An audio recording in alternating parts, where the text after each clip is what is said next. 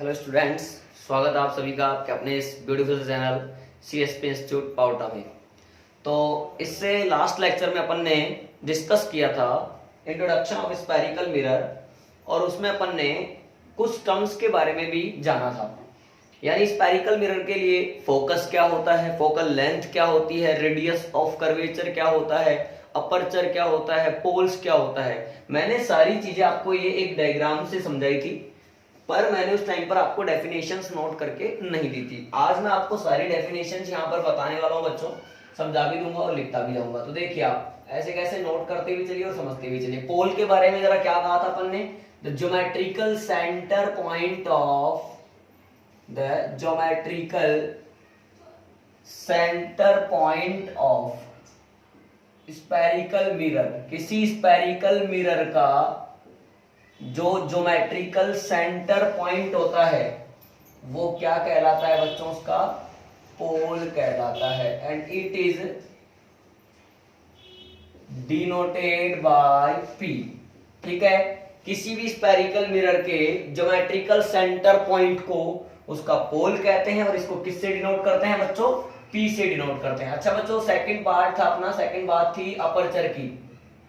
मैंने कहा था अपर्चर कुछ नहीं है, क्या है, डायामीटर है। और हमारे सिलेबस में जो है वो स्मॉल डायामीटर, स्मॉल अपर्चर के ही स्फेरिकल मिरर हैं। तो इसको ऊपर लिख सकते हैं the diameter of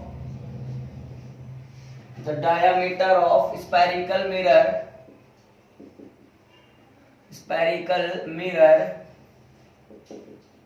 is called aperture. जो डायामीटर होता है उसको क्या कहते हैं बच्चों, अपर्चर कहते हैं। पॉइंट नंबर 3 देखिए, सेंटर ऑफ कर्वेचर। अब सेंटर ऑफ कर्वेचर मैंने कहा था उस स्फीयर का सेंटर होता है जिससे कि स्फेरिकल मिरर बना हुआ है, यही तो बात। तो क्या लिखेंगे बच्चों, the centre of sphere of which spherical mirror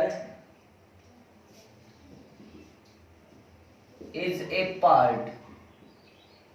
कहने का मतलब ऐसे स्फीयर का सेंटर जिसका स्फेरिकल मिरर एक पार्ट होता है is called centre of curvature. Centre of curvature of spherical mirror. बात समझ में आ रही है क्या बच्चों?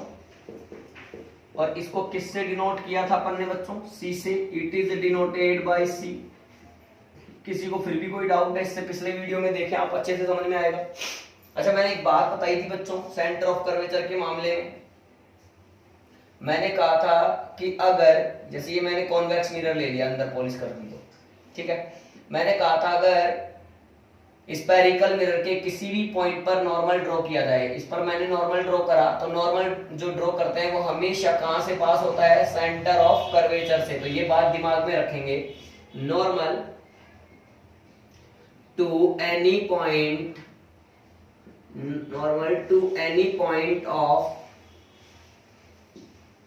Surface of spherical mirror, surface of spherical mirror always passes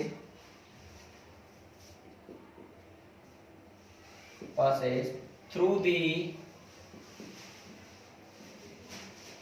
center of curvature। क्या मेरी बात क्लियर है?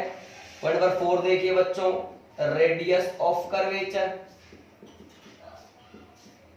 तो ये क्या मतलब होगा, उस स्फीयर की रेडियस जिसका स्फेरिकल मिरर बना हुआ है। तो द रेडियस ऑफ स्फेरिकल या radius of sphere of which spherical mirror is a part is called radius of curvature। it is denoted by R। हाँ या ना, इसको किससे डिनोट करते हैं बच्चों? आर से डिनोट करते हैं। अच्छा अपन इसकी एक और डेफिनेशन बच्चों दे सकते हैं, मैं इसको मिटा करके देखो फोर्थ की एक और डेफिनेशन यहाँ पर ऊपर लिख रहा हूं, आप नोट करते चलिए पॉज करके एक एक पॉइंट। अब देखिए बच्चों फोर्थ का मैं और करके एक और पॉइंट आपको बता रहा हूं, क्या बोलेंगे? The distance between pole and, pole बोले तो P, pole and centre of curvature, centre of curvature को किससे लिखते हैं? सी से। The distance between pole and centre of curvature is called radius of curvature. हाँ या ना? अरे बात क्लियर है ना यार? Radius of curvature, clear? अच्छा बच्चों पॉइंट नंबर फिफ्थ, है बच्चों हमारा फोकस, या फिर इससे पहले अपन ले लेते हैं प्रिंसिपल एक्सिस। पहले प्रिंसिपल एक्सिस क्या बताया था? प्रिंसिपल एक्सिस पोल और सेंटर को मिलाने वाली एक straight line, the imaginary straight line, या द लाइन ऐसे लिख लो, the straight line joining, the straight line joining pole and center of curvature is called principal axis। है ना बच्चों? सेंटर ऑफ कर्वेचर और पोल को मिलाने वाली जो स्ट्रेट लाइन होती है उसको कहते हैं principal axis. Point number 6 focus. बच्चों ये नीचे का मिटा रहा हूं। पॉइंट नंबर 6 देखिए फोकस। मैंने क्या कहा था? जब भी लाइट रे पैरेलल इंसिडेंट होती है, यानी कहने का मतलब प्रिंसिपल एक्सिस के पैरेलल आकर के स्फेरिकल मिरर पर इंसिडेंट होती है, देन आफ्टर रिफ्लेक्शन किसी पॉइंट पर जाकर के मिलती हैं। अब अगर इसमें बात करूं तो यहाँ रिफ्लेक्टिंग सरफेस ऐसे आएगी। अब यहाँ पे क्या होगा बच्चों बताओ फटाफट से? इसका फोकस इधर होना चाहिए या सेंटर इधर होना चाहिए, क्योंकि ये ऐसा स्फीयर है, ऐसा भाग था, तो ये ऐसे रिफ्लेक्ट होगी और ऐसा लगेगा कि यहाँ से आ रही है। इसका मतलब फोकस के बारे में मैं लिख रहा हूं, देखना। व्हेन लाइट रेज, अभी समझा रहा हूं बच्चों, when light rays are incident are in, या लाइट रे लिख लो, एक ही के बाद बात कर लेते हैं। Is incident parallel to the principal axis, when light ray is incident parallel to the principal axis on spherical mirror, यहां तक बात क्लियर है? then after reflection, तो रिफ्लेक्शन के बाद, then after reflection, अब कॉनकेव के केस में तो ये आकर के मिल रही हैं। अगर मैं देखो दो लाइट रे ले लूं ऐसे पैरेलल, तो तुम लोगों को पता है ऐसे रिफ्लेक्शन होगा, ये यहाँ पर मिल जाएंगे रिफ्लेक्टेड रेज। अगर मैं इसकी बात करूं बच्चों ध्यान से देखना, ये दो लाइट रे पैरेलल ले लिया, अब ये ऐसे जाएंगी, ये ऐसे जाएगी, ये देखो यहाँ पे ऐसे लगेगा, यहाँ से आ रही हैं, तो इस केस में मिल रही हैं, यहाँ पर ऐसा लग रहा है कि फैल रही हैं, तो ऐसा ही लिखने वाला हूं। देन आफ्टर रिफ्लेक्शन लाइट रे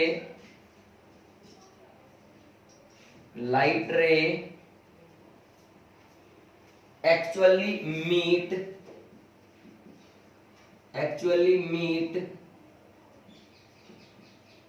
या कन्वर्ज भी लिख सकते हो आप, है ना, कोई दिक्कत नहीं है, मीट या कन्वर्ज, चलो ठीक है कन्वर्ज लिख देते हैं, और appear to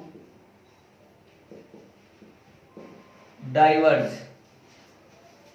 then after reflection light ray actually meet और appear to diverge from a point,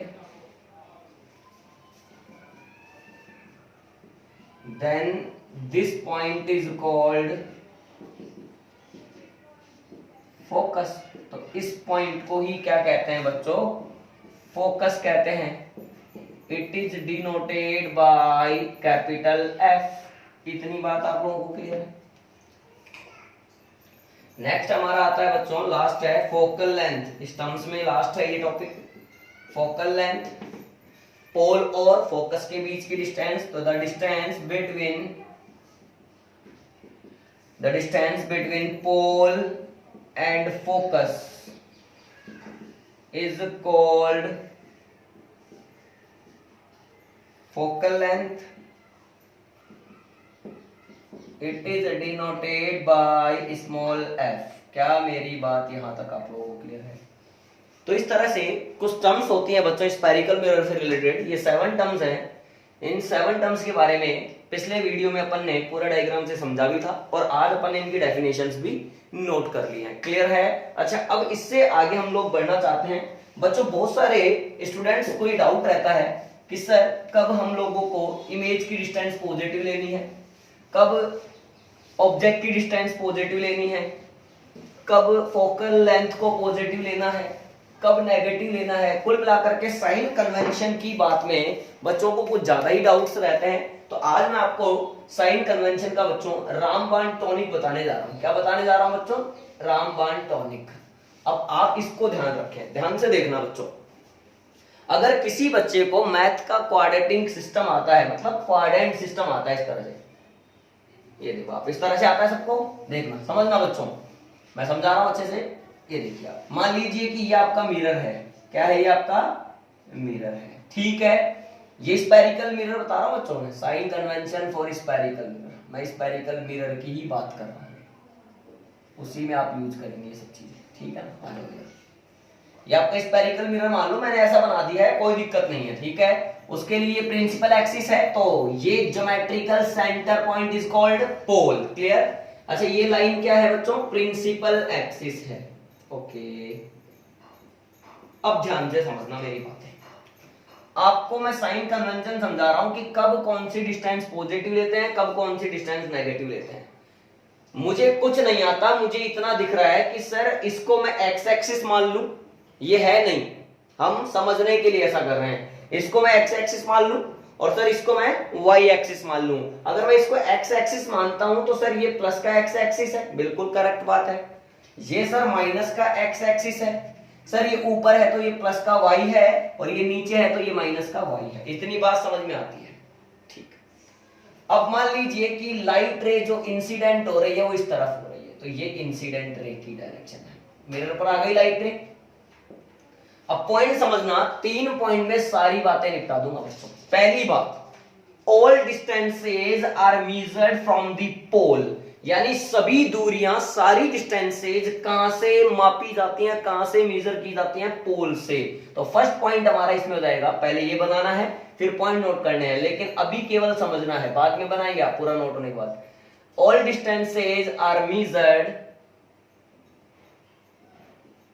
from pole, सभी डिस्टेंसेज कहां से मापी जाती हैं बच्चों? पोल से ही मापी जाती है। बात समझना, अगर पोल से सारी डिस्टेंसेज मापी जाती हैं तो पोल से अगर मैं इधर जा रहा हूं तो प्लस एक्स एक्सिस है, इसका मतलब इधर जाने का मतलब इंसिडेंट रे की डायरेक्शन। बिकॉज कई बार ऐसा भी होगा कि लाइट रे इधर इंसिडेंट हो रही होगी तो बच्चों पोल यहां बीच में रहा होगा, तो आप जब इंसिडेंट रे की डायरेक्शन में चलेंगे तो ये वाला पॉजिटिव हो जाएगा, हाँ या ना? तभी तो कहा ये केवल समझने के लिए लिखा है, ऐसा कोई फिक्स नहीं है।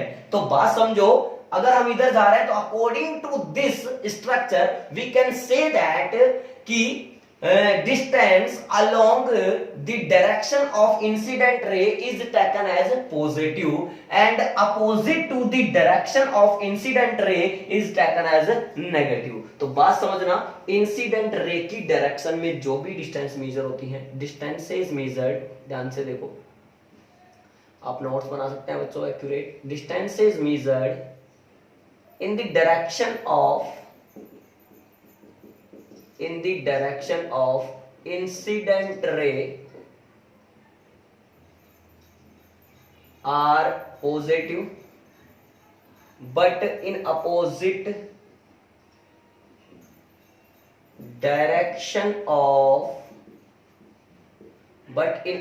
direction of incident ray are negative। बात समझना, distances measured in the direction of incident ray, incident ray की दिशा में, इसकी डायरेक्शन में मापी गई दूरियां पॉजिटिव, अपोजिट डायरेक्शन में चलोगे तो नेगेटिव। अब सर बात आती है कि ऑब्जेक्ट जो होता है उसकी हाइट की, बिल्कुल बच्चों, तो बात समझना। तीसरा पॉइंट, प्रिंसिपल एक्सिस के ऊपर वाली सभी डिस्टेंसेज पॉजिटिव क्योंकि प्लस वाई, प्रिंसिपल एक्सिस के नीचे वाली सभी डिस्टेंसेज नेगेटिव। तो मैं लिख दे रहा हूं तीसरा पॉइंट भी, डिस्टेंसेज मेजर्ड अपवर्ड यानी ऊपर की तरफ, and perpendicular to the principal axis are positive, and या बट लिख लो, but downward and perpendicular to principal axis are negative. बात समझो, जैसे सर इस तरह से ऑब्जेक्ट रखा हुआ है साहब, इसका मतलब ये प्रिंसिपल एक्सिस के ऊपर भी है और परपेंडिकुलर भी है। सर ऐसे है, ठीक है, तो इसका मतलब प्रिंसिपल एक्सिस के नीचे है और परपेंडिकुलर है, तो प्रिंसिपल एक्सिस के ऊपर की ऊंचाइयां या डिस्टेंसेज, बात समझ में आ रही है, वो ली जाती हैं पॉजिटिव, और प्रिंसिपल एक्सिस के नीचे की डिस्टेंसेज ली जाती हैं बच्चों नेगेटिव। तो साइन कन्वेंशन में ध्यान रखना, पहला पॉइंट, सभी डिस्टेंसेज पोल से मेजर की जाती हैं। इंसिडेंट रे की डायरेक्शन में डिस्टेंसेज पॉजिटिव, अपोजिट डायरेक्शन में डिस्टेंसेज नेगेटिव। प्रिंसिपल एक्सिस के ऊपर की डिस्टेंसेज पॉजिटिव, प्रिंसिपल एक्सिस के नीचे की डिस्टेंसेज नेगेटिव। क्या मेरी बात क्लियर है? फटाफट पॉज करके नोट करें बच्चों। हो गया, कर लिए? नेक्स्ट देखिए, अब आ जाइए बच्चों, अब एक इंपॉर्टेंट रिलेशन हम लोग पढ़ते हैं। आइए एक इंपॉर्टेंट रिलेशन पढ़ते हैं, उस पर बेस अपन काफी क्वेश्चन भी करेंगे, आप देखिएगा, समझिएगा। आइए हेडिंग लगाइए बच्चों, relation between focal length and radius of curvature of spherical mirror. बात समझना, कह रहा है कि फोकल लेंथ बोले तो small F, radius of curvature बोले तो कैपिटल आर में रिश्ता क्या बनेगा, यानी ये रिश्ता क्या कहलाता है, ये हम लोग निकालना चाहते हैं। आइए बच्चों, अब स्फेरिकल मिरर आप कोई सा भी यूज कर सकते हैं, क्योंकि 10th क्लास के सिलेबस में केवल रिलेशन है। मैं आपको दोनों ही मिरर से बता देता हूं। पहले आपको मैं कॉनकेव मिरर, पहले मैं आपको कॉनकेव मिरर से समझा देता हूं बच्चों, कॉनकेव मिरर समझाता हूं। आइए देखना, समझना। बात ऐसी है बच्चों, ये आपका कॉनकेव मिरर है, समझ लिए? अच्छा, मैंने कहा कि यहां से लाइट रे आई, समझना ध्यान से। सर लाइट रे आएगी, रिफ्लेक्ट होगी, रिफ्लेक्ट आकर के, रिफ्लेक्शन होने के बाद ये फोकस पर आ जाएगी, क्योंकि ये parallel to the principal axis आ रही है। सर ये इंसिडेंट रे है, बिल्कुल बच्चों, एफ और आर में रिलेशन चाहिए। ये इंसिडेंट रे है, सर ये रिफ्लेक्टेड रे है, बिल्कुल बच्चों, करेक्ट बात। सर इंसिडेंस एंगल और रिफ्लेक्शन एंगल बनाइए, तो बच्चों यहां एक नॉर्मल बनाना पड़ेगा इस सरफेस पर, और मैंने कहा था normal to the surface of spherical mirror always passes through the centre of curvature. हाँ या ना? अगर ये नॉर्मल है तो ये कहां से पास होगा? सी से पास होगा। तुमने कहा तुम एंगल आई हो, बच्चों अगर तुम एंगल आई हो तो तुम भी एंगल आई हो, ये मैं नहीं कहता, लॉज ऑफ रिफ्लेक्शन कहते हैं इंसिडेंस एंगल रिफ्लेक्शन एंगल के बराबर होता है। तो अगर इसको आई माना है तो इसको भी क्या माना? आई माना। इन पॉइंट्स को नाम दे दो, ए बी, ये हो गया सी, ये हो गया। बात समझना, ये ध्यान से देखो, यहां पर जेड बन रहा है बच्चों, अरे यार, तो इसका मतलब ये एंगल आई है तो ये भी आई होना चाहिए, है या ना? सही। अब ध्यान से देखना, अब मैं आपको जो चीजें समझा रहा हूं वो देखते रहना। Angle A B C is equal to angle C B F is equal to angle I. Law of reflection से हुआ ऐसा। किससे हुआ बच्चा? लॉ ऑफ रिफ्लेक्शन से। ठीक है, फिर ये कैसे एंगल हुए? Alternate angle. तो ये angle A B C is equal to angle B C F is equal to angle I, alternate angle. ये आपके अल्टरनेट एंगल हो गए, बात समझ में? ये आपका अल्टरनेट हो गया। इन ट्राइंगल, अब इन ट्राइंगल, ये ट्राइंगल दिख रहा है BCF। BCF में ध्यान से देखेंगे बच्चों तो आप देखिए एंगल कौन कौन से? BCF, एक तो ये रहा, is equal to angle CBF। अरे ये वाला और ये वाला आपस में बराबर है। जब किसी भी ट्राइंगल में ये दोनों आमने सामने के एंगल सेम होंगे तो ये दोनों साइड भी इक्वल होंगे, यानी BF इज इक्वल टू क्या होना चाहिए? FC। तो BF hence BF is equal to FC। बात समझ में आ रही है? ठीक है, तो BF is equal to FC, equation number first. अब ध्यान से देखना बच्चों, मैंने आपको कहा था कि हमारे सिलेबस में जो स्फेरिकल मिरर है वो बहुत छोटे अपर्चर के हैं। अब छोटे का मतलब बहुत छोटा काटा होगा, इतना सा ही मिरर काटा होगा, तो एक स्ट्रेट लाइन की तरह दिखेगा। इसका मतलब अगर यानी स्ट्रेट दिखेगा, इसका मतलब कि सर ये जो बी पॉइंट है ना, बी पॉइंट पी पॉइंट के काफी नजदीक होगा। हम ये कह सकते हैं since aperture of concave mirror is very small, then point B is considered near to point P। Hence अगर B पॉइंट किसके बच्चों? P के नजदीक आ गया तो BF किसके बराबर होना चाहिए? PF के। चाहे B से F की डिस्टेंस हो चाहे P से हो, बराबर होगी। तो BF इज इक्वल टू जाएगा PF के, इक्वेशन नंबर सेकंड। अब ध्यान से देखो, यहां भी BF यहां भी BF, तो इक्वेशन 1 और 2 का चक्कर चला लो फ्रॉम इक्वेशन 1 एंड 2 बच्चों। तो यहां से आ गया मेरे पास, BF को रख दिया वहां PF बराबर FC। अब FC कोई डिस्टेंस नहीं है और all distances are measured from the pole. तो देखो FC क्या लिख सकते हैं बच्चों? PC पूरा लो, PC माइनस PF। PC में से अगर PF को सब्ट्रैक्ट कर दें तो FC बचेगा। तो PF is equal to PC minus PF। ध्यान से समझना, ये PF इधर ले आओ, प्लस का हो जाएगा तो 2PF is equal to PC। अब PF पोल और फोकस के बीच की distance, focal length 2 small f। Sir लेकिन with sign convention, incident ray की डायरेक्शन ये, हम चल रहे हैं अपोजिट, तो प्लस की माइनस, बात समझ में आ गई। कॉनकेव मिरर की फोकल लेंथ कैसी होती है? नेगेटिव। PC पोल से सेंटर की डिस्टेंस, रेडियस ऑफ कर्वेचर, चूंकि अपोजिट चल रहे हैं तो ये भी कैसा आएगा बच्चों? माइनस। अच्छा, माइनस ने माइनस को मार दिया तो 2f की वैल्यू आ गई r, या फिर हम कह सकते हैं f is equal to r/2। Hence we can say that focal length of a spherical mirror is half of radius of curvature। Yes or no? फटाफट पॉज करके पहले नोट करें। हो गया? तो बच्चों बी पार्ट देखो, फॉर कॉन्वेक्स मिरर आ जाइए।